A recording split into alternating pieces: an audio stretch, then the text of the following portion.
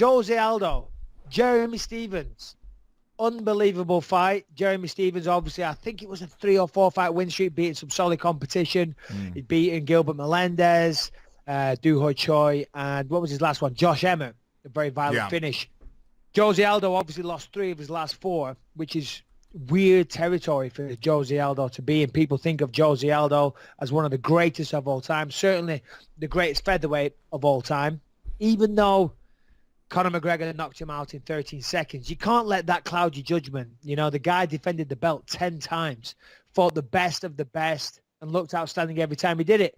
Everyone gets caught, and he got caught against Conor McGregor, and then he got beat. Well, sorry, pardon me. Then he fought and beat Frankie Edgar, which was a very impressive performance. Wasn't the most exciting performance, but it was a technical shutout. And then he fought Max Holloway twice and got beat twice. But Max Holloway is an incredible fighter. So there's nothing, no shame in that. But this was a lot of pressure for Jose Aldo, because if he went out there and lost to Jeremy Stephens, people would have said, now, hold on. It's time for Jose Aldo to hang it up. It's time for Jose Aldo to stop fighting. He's lost 4 of his last 5. He's getting knocked out. He's getting finished. You know, the time is over. So he went in there to that fight with that pressure, with that burden on his shoulders. And it didn't start well. It started like he was going to get finished. Jeremy Stephens was super aggressive, got in his face, and unloaded and connected with some good shots. Yeah. And that's what you're going to do against Jose Aldo. If you're Jeremy Stephens, you don't want to stand on the outside and have a technical kickboxing match with Jose Aldo, because he's too good like that. What you got to do if you're Jeremy Stephens, and he's naturally more of a brawler, is push the pace, close the distance, pressure Jose Aldo, and make it a messy fight. And that's what he was doing. Dominic Cruz, who trains Jeremy, he told me as well that's the game plan. That's what he did. He was having some success early. It looked like Jose could have got finished a couple of times. Yeah. But then he weathered the storm. He's tough as hell. And then he came back with that combination at the end, finished him with the body shots, and then, dropped him with the body shots, should I say. And then those hammer fists afterwards, finished the fight. Incredible. Very, very emotional stuff. Yeah, Jose, first finish, I believe, since it was 2013, was it? 2013? And, also pretty dramatic. I think probably, and you'd be able to speak to this more than anything else, experience has played a huge factor there. He's been in wars before. He's been in really big fights before. Jeremy Stephens, looking at Jeremy, I think that's his biggest fight ever, right, Jose? Former champion. Has he fought? How many former champions has Jeremy Stephens fought? Edgar. Yeah. But also, I think that, look, Aldo's beat Edgar a couple times. And also, I just think, I don't know, Aldo's more of like the thing about Aldo is he did sort of achieve the status of being like the best and the king of that division, whereas I almost feel like Frankie, it might have even been a timing thing, he never really established himself as like the fucking king. So yeah, I think Aldo is his toughest competition to date. Yeah, for sure he is. For sure, yeah. I mean, Frankie Edgar fought Jose Aldo, I think it was once or twice. And got beat both times. Yeah. So yeah, of course, Jose is the toughest featherweight. As I said, he got knocked out against Conor. That aside, he's been, and Max Holloway, those fights aside, which were recently, he's been unstoppable.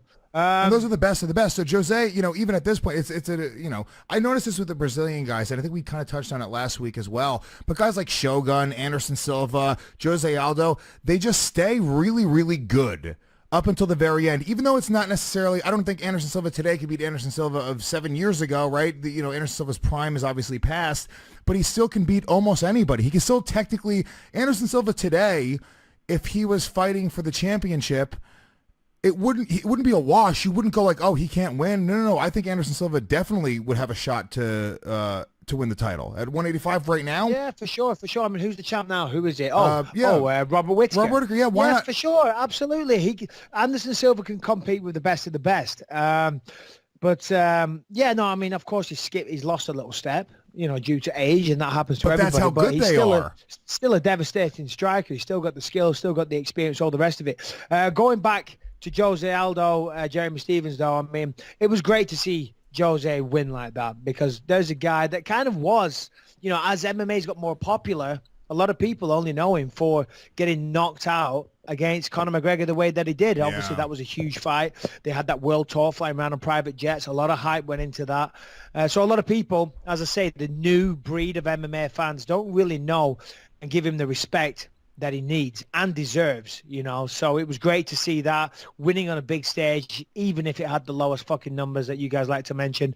Even still, big stage, co-main event, and a solid stoppage. By the way, you don't see many body shots like that in MMA, which was great to see as a guy that appreciates the skill and the technique. It was nice to see those body shots. I mean, they were fucking beautiful, man.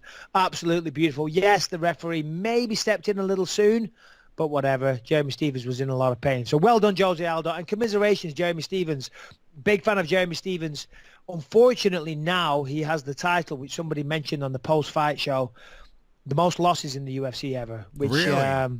Yeah. Which that paints such an inaccurate picture, because just because he's got that, it doesn't paint a fair reflection of his skills. But he's been around a long time. He racked up some losses, but he's had a lot of good wins as well.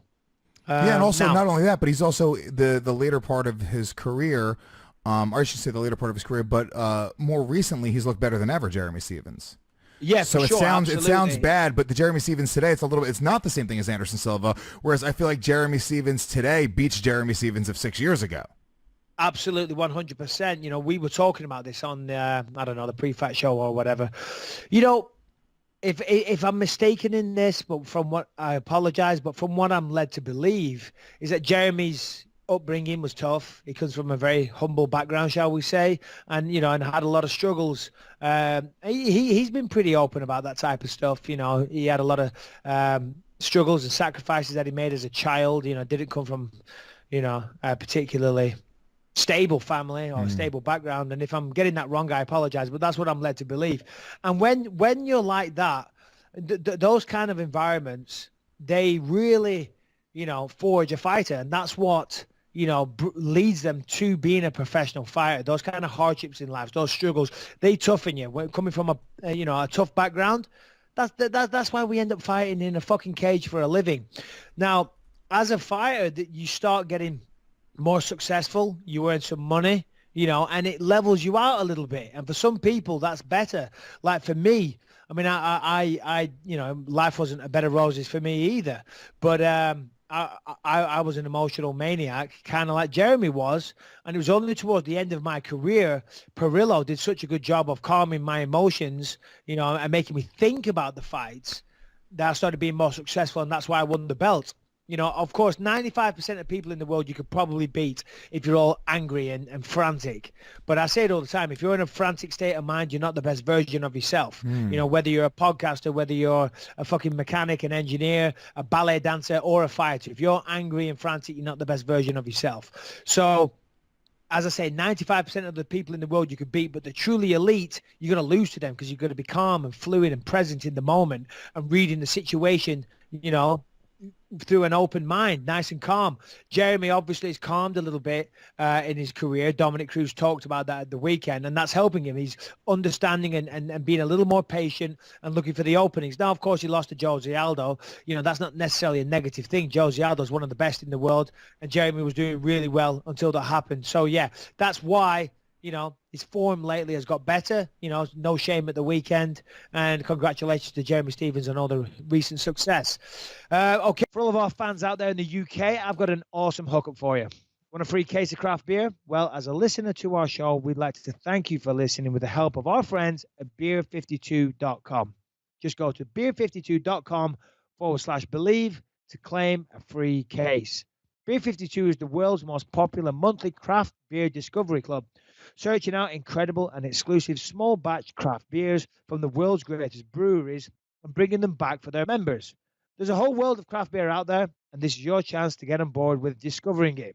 Every month focuses on a new country or theme, and if you sign up now, you'll get a chance to try a case of the best British craft beers as part of their Summer Banger selection for free, featuring the country's best brewers such as Norah and Monk, Ilkley, Red Willow, and Thornbridge. You'll be able to read all about the beers and learn more about how they're made in the 100-page Ferment magazine included in the box. So, number one, as a listener of our show, you can try the first case for free. Just pay $2.95 postage. That's an incredible 8 craft beers, Ferment magazine, and a snack delivered with free next-day shipping. It's a no-brainer. 2, There's no minimum commitment. You can just take the free case, try the beers, and see what you think. If it's not for you, you can pause, cancel anytime. Beer 52 has a 5-star rating on Trustpilot, so it's easy to see that their members love the service. So visit beer52.com/believe and claim your free case today. Okay? As simple as that, guys. beer52.com/believe. Get the beer, get the buzz. Okay, main event. Real quick, before you get into that, Mike, you're a little bit out of sync. And I want to apologize for anybody either listening or watching. Mike right now is in a hotel in Rochester. Wi-Fi isn't the best, so you've fallen a little bit out of sync during the show. So we just want to hang up real quick and call you right back, and we'll edit it together in post. All right, bud. Just to sync you back up. So we're going to do that right now. And if you're listening, and I'll do a little plug real quick for the network right now, if that makes sense. If you guys love the show, 73 episodes available on demand whenever you guys want them. You know, I know we have the latest 15 episodes on iTunes. You can watch the latest episode for free on YouTube.